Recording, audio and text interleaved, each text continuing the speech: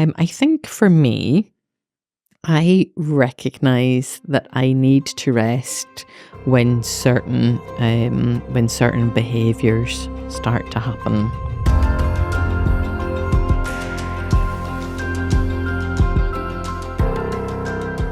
Hello and welcome to Restore Healthcare Project. I'm Dr. Jennifer Kang, and I'm here yet again with my favorite, Dr. Lysa Owen. Good to have you here with me today. It's lovely to be back. Well, we're going to have some fun talking about a topic that healthcare clinicians are notoriously not very good at, and that is rest and connection. I happen to think in my observations of you that you are very good at this. And that's my outside perspective. But we're all growing in it, aren't we? Yes. And I'd love to ask you to share a little bit about, let's start with rest. How have you, over the years, learned about your need for rest? What does that look like for you? Yeah, that's such a good question. Because if we can't recognize our own need for rest, then we're not going to take the rest, and we're not going to be really intentional about that. So how do I recognize my need for rest? I think for me, I recognize that I need to rest when certain behaviors start to happen. So I begin to recognize my need for rest when I become uninterruptible. So when I start to get irritated by people who are interrupting the thing that I might be trying to do at that time, that usually indicates, firstly, that I've not left enough margins in my schedule, in my heart, actually, you might say. If I've not built in enough margins, I probably need to rest and put some more margins back in again when I just feel irritated if people interrupt me. So that's one of the ways that I recognize I need a rest and a bit of a reset. And I think the other one is change in speed or volume. Now, this is something that I suppose I have understood a little bit from human factors and team resource and crew resource management type concepts. And that is, if someone in your team, in say an emergency situation, has become louder than normal, or quieter than normal, it's probably an indicator that they are experiencing significant stress. Wow. And as a team leader, particularly in that, acute medical setting, but you can easily apply it to the rest of life. So I've tried to learn to hear when people are becoming louder or quieter than normal, not just in that immediate acute situation, but in life kind of a bit more generally. When someone becomes quieter or louder, or faster or slower than their normal rhythm and pace, it's usually a sign that something's not right. So I have to begin to recognize that in myself. When I become faster or slower in terms of my Either productivity. ends of that spectrum. Okay. It usually means that I need a bit of a reset. If I become louder or quieter than my normal rhythm, it usually means I need some kind of reset. Do you recognize that? Yeah, and I think that I'm similar to you in that the uninterruptible issue, it's a response to the brain overload that you're experiencing. You just can't take any more to keep in your working memory and to keep processing. I tend to get snappy, a little irritable. My responses to people are short and direct, a little too direct, not softened, particularly with tenderness or love.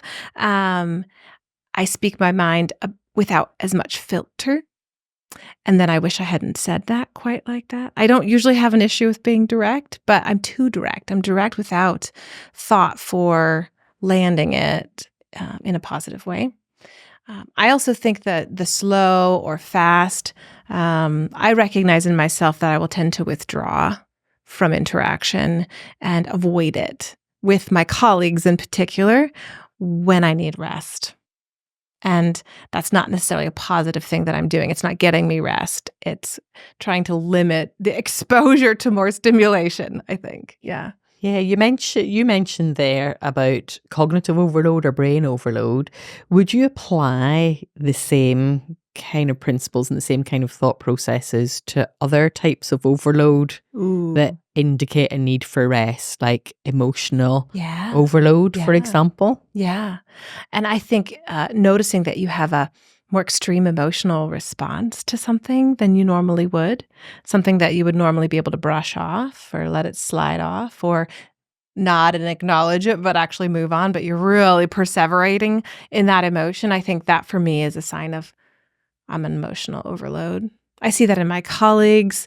Something is happening with a patient, and it's just the amount of emotional response it seems a bit out of proportion to the crime committed or to the situation. That could be a really good, I think, signal of that overload. Yeah. Human factors teaching tells us that actually it's really helpful if we know that we've got a lot going on in the background, that we're very vulnerable and honest to our colleagues and say, I've got a lot going on. Cover my back today. Yes. But there's a vulnerability, isn't there, particularly in medicine, where it has maybe historically been perceived as a weakness to have that kind of conversation.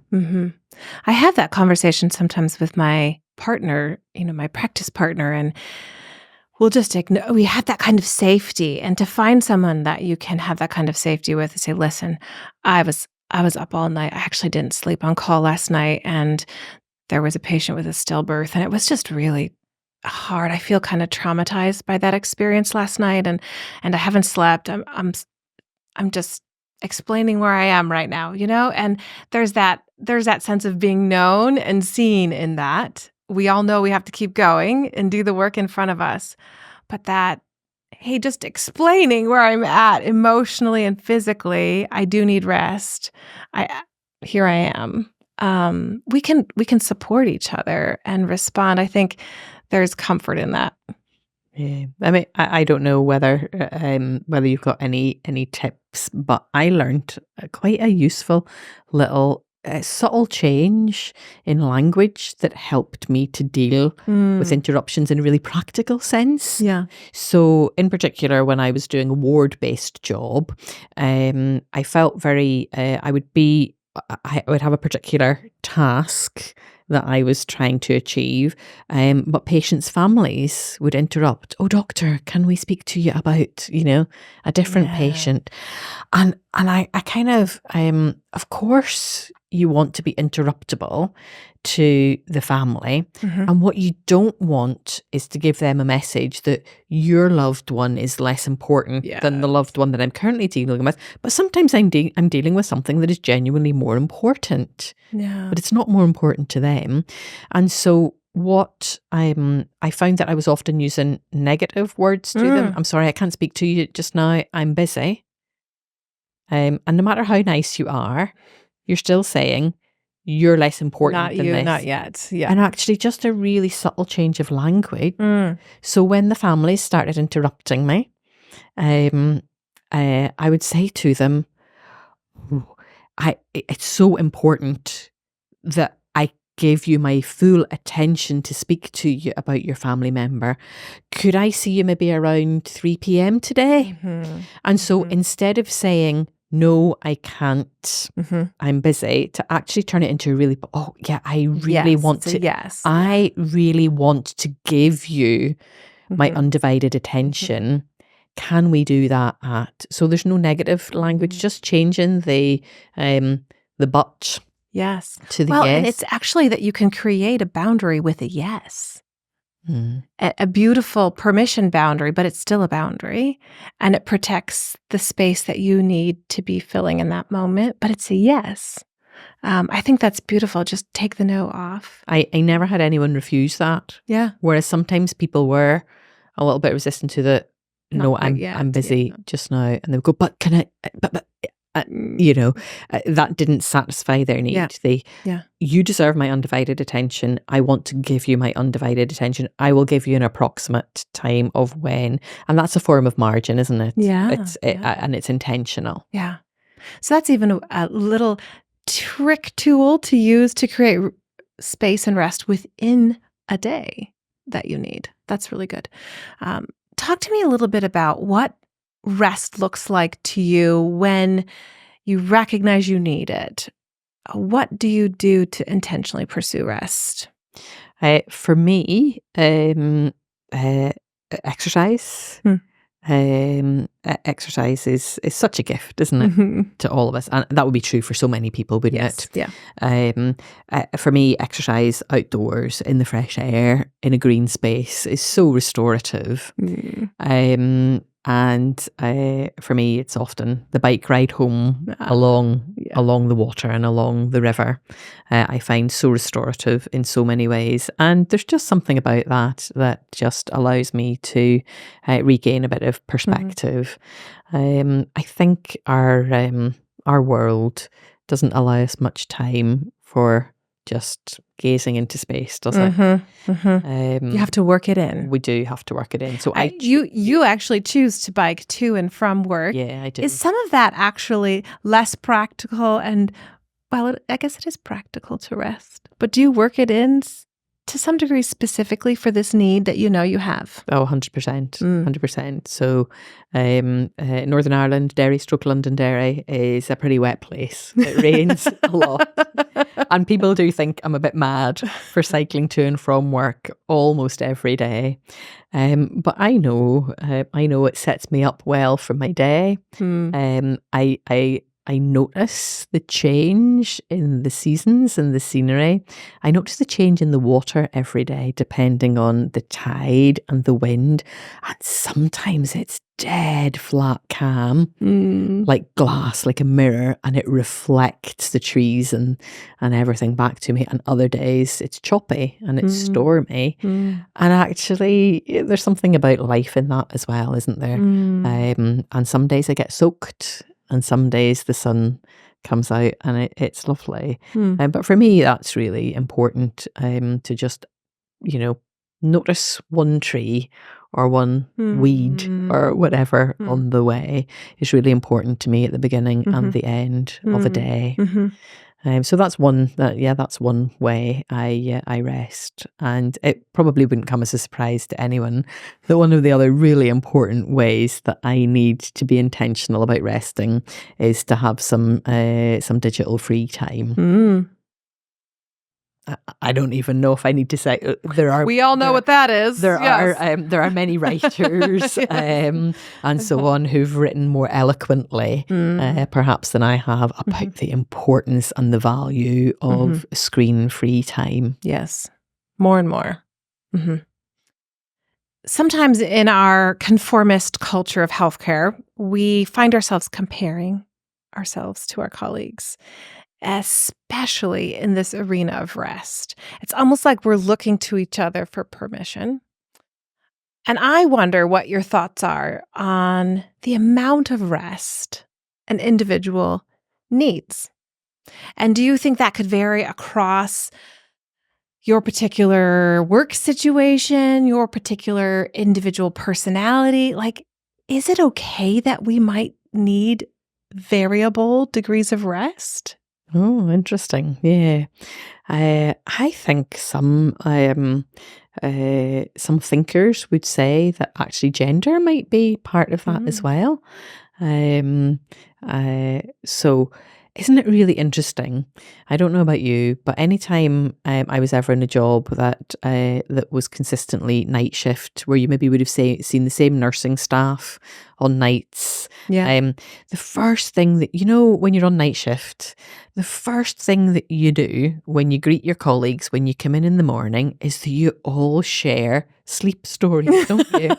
How do you sleep? Yeah. It's so. I mean, it's so funny, really, that you come in and how did you sleep? Well, I got to sleep at such and such a time, and then I woke up at so and so, and my blackout blinds really help, and we've got all of these stories about rest that we share with our colleagues, but only when we're on night shift. I've never come in on a normal day shift and had a conversation with colleagues. We go, how did you sleep last night?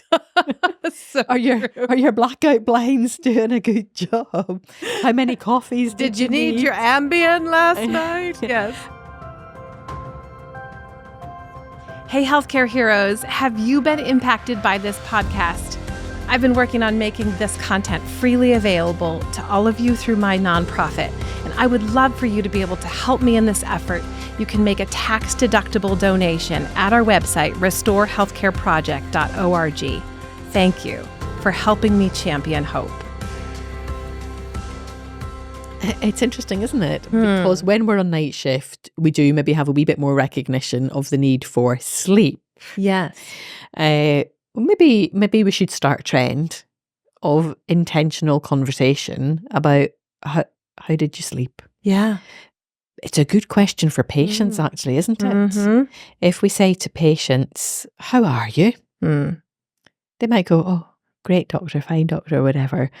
But when you ask a patient, how are you sleeping? That pretty quickly tells me how someone's emotional and mental health is. Yep. So maybe we should start a movement, a new movement at the start of your day, at the start of your team. Maybe not necessarily how did you sleep last night, what time did you get to sleep at, how many, but actually just taking it to a wee bit of a deeper level. That we're valuing it. How are you sleeping? That's a good one as well. I don't know if you're when you're having seasons of not sleeping well. Yeah. What is that? It tells me things about myself. Yeah. What about you some clues, for sure. I think that is often an indicator for me of the emotional cognitive overload, that I can't let it go, that I'm in a season of really putting weight on myself. It's actually very infrequent for me. I'm an obstetrician and we generally can sleep anywhere, anytime. It's a survival skill. But if I'm not, that's really significant for me. I think about, what about the conversation we have on Monday mornings together? What did you do this weekend? We'll have a conversation trying to elicit the activities of the weekend. Yeah. And I find that if I respond, oh, I just rested, it's almost like this sense of I really didn't do anything. And I'd love to see that flip. I'd love to see us asking each other, did you get good rest this weekend? What did you do to rest this weekend? To begin to actually value it and give it permission. We desperately need to take those times outside of our very long working hours and let them be filled with the kind of rest and connection we need. And play, actually. Oh, do you play? Yeah, well, yeah. I think we all, don't we? We need deep play. Do we need play? I think we need Dr. play. Lysa. I think we need play. Oh, yeah. Some of us need play more than others. Some of us have a really deep need for play. What do you do to play?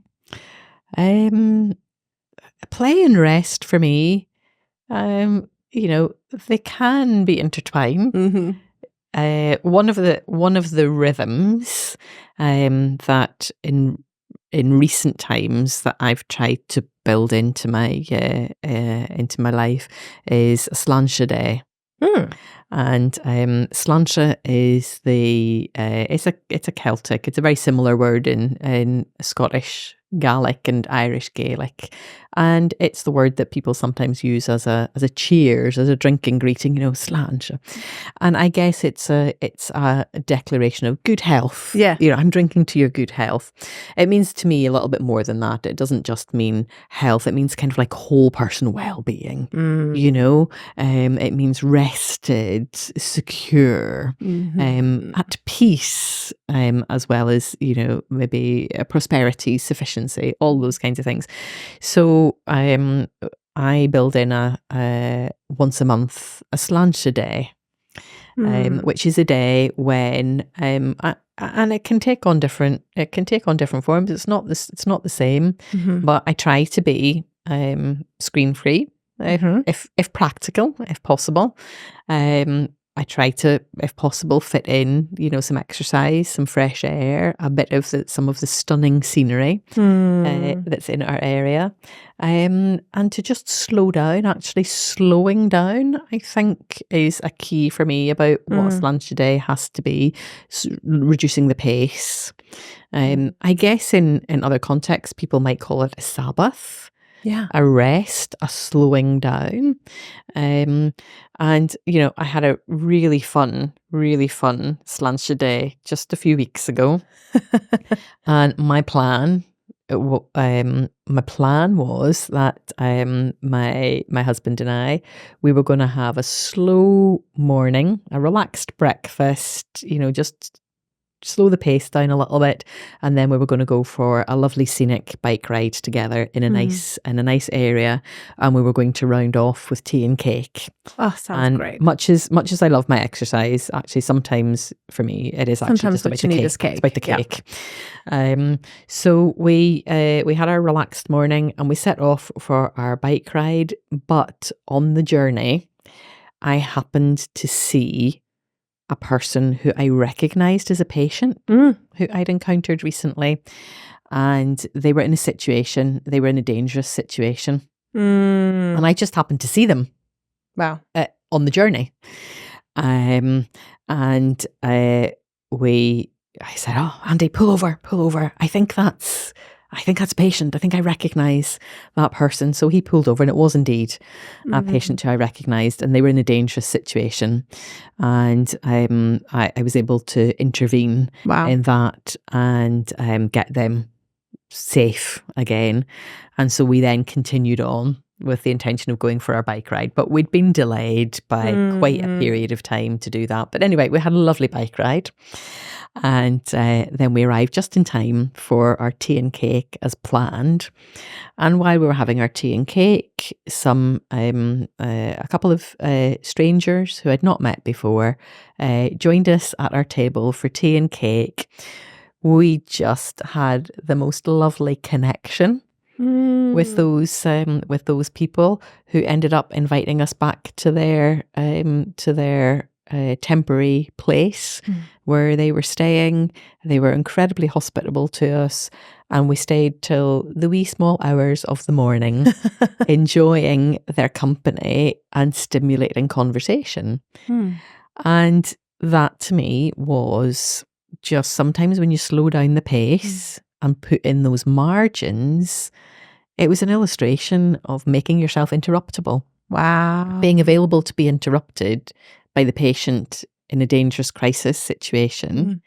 But of course, if we hadn't intervened for that patient in the crisis situation and just been in the right place at the right time to recognise this person, then we wouldn't have been having tea and cake at just the time that these people came in that we just instantly connected with, and we've exchanged numbers, and I hope that we'll be able to stay in contact with them, because it was just a lovely moment.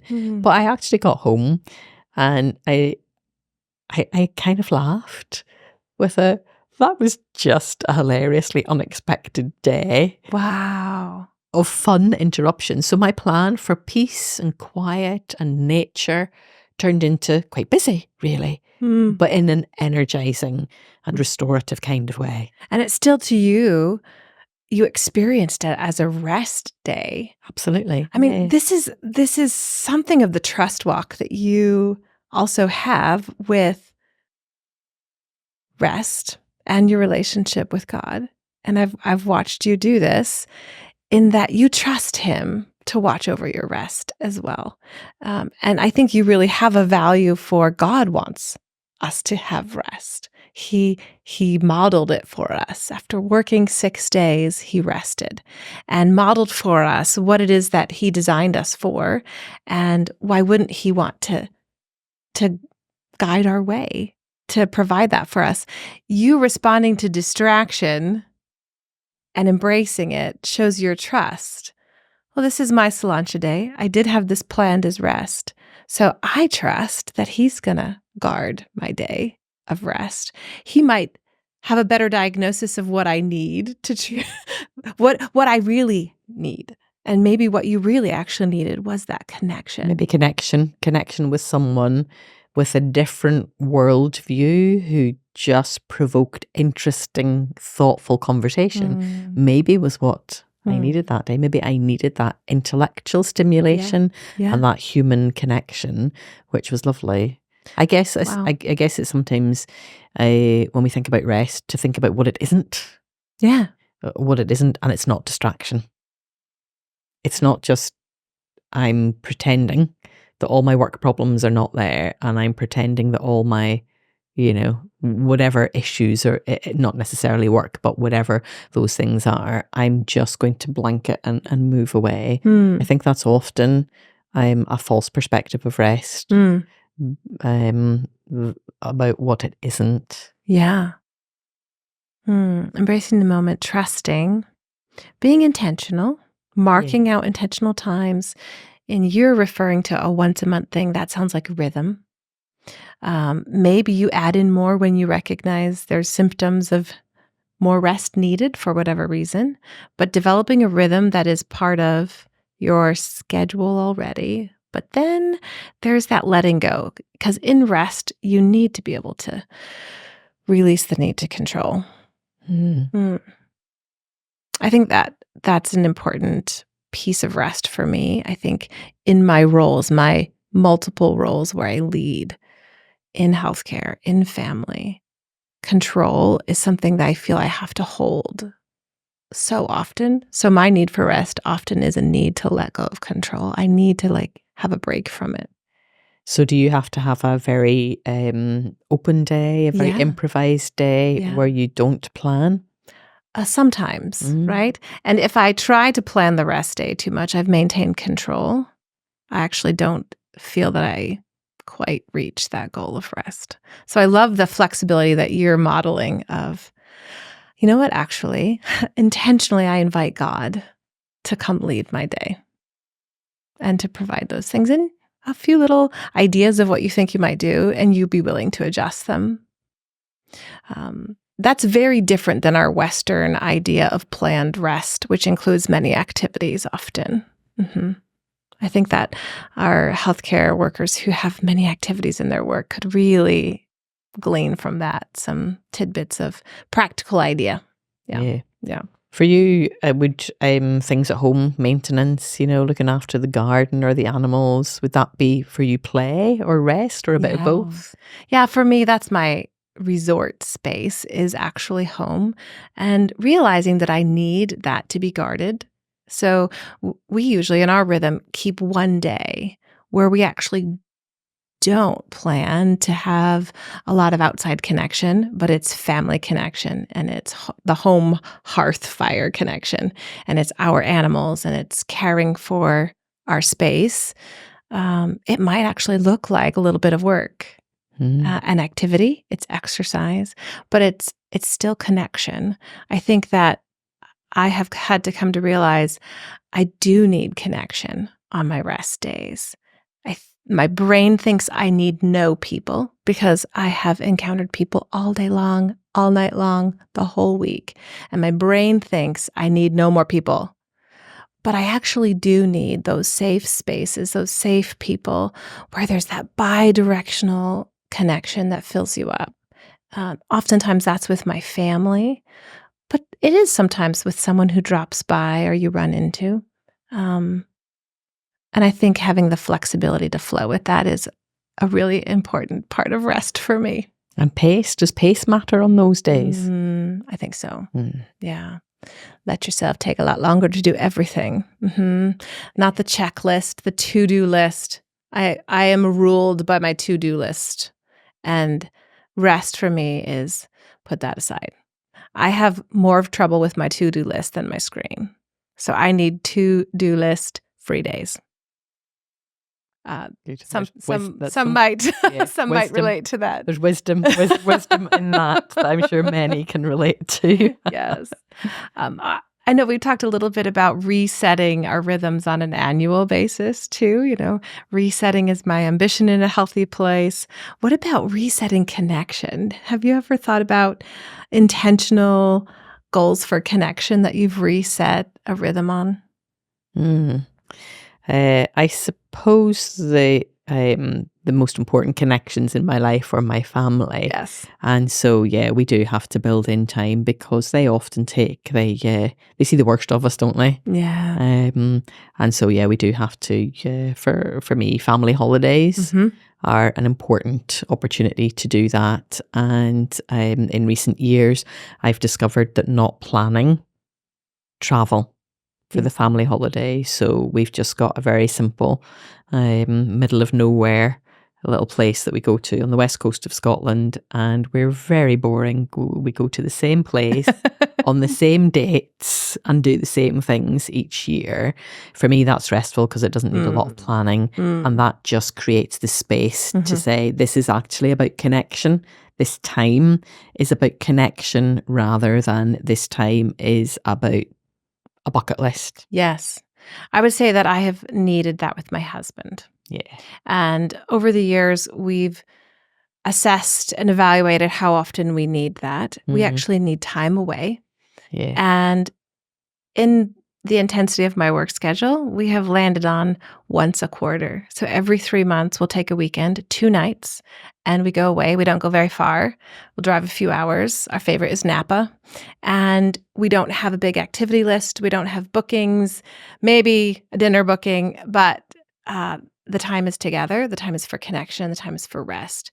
And when we do that, and we're faithful about doing that, so I mark it out at the beginning of the year. These are the weekends, and my whole schedule is built around that. It's sacred. It can't be changed. That has really reset our connection every 3 months in a really positive way. It's been, I think, what's kept us together and has kept us healthy. But I have needed it personally as a source of rest because he is my rest space. He's my safest space. And being with him is that reset. Yeah, we share our lunch a day, and we try and like you block in those days at the start, at those key points in the year, the start of the academic year, the start of the calendar year. Try and block out those days, and we attempt to have an overnight. Our slancha day becomes a slancha with an overnight once a quarter. Yes. Okay. Yeah, and we do try to block that off. Not that we're not available for genuine emergencies, but we do try and block those out because otherwise they don't happen if you wait to see if you've got a space. Yeah, it's true. There is a measure of planning in our very busy schedules that does have to happen, that intentional pursuit of rest. And it's just as important as the intentional pursuit of everything else that we're doing, maybe even more. Planning to not plan. Yes. Here's a space where we can let it go. Good rest, good connection, and good play. Critical, and good play. Critical for clinicians. We give permission to each other for that. We all have different levels of need based on our individual situation, based on our individual workload, family need, and how critical it is for us to have this conversation and to begin to open up minds of our fellow colleagues. I can rest. I need rest. I can pursue it. It's possible. Great conversation. Thank you, Lysa. Pleasure.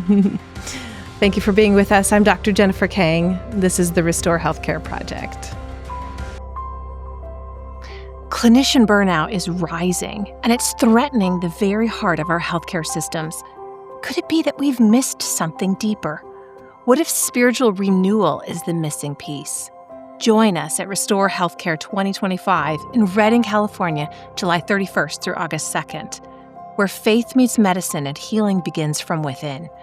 Explore God-centered solutions to sustain our caregivers and restore the soul of healthcare. Don't just treat burnout, transform it.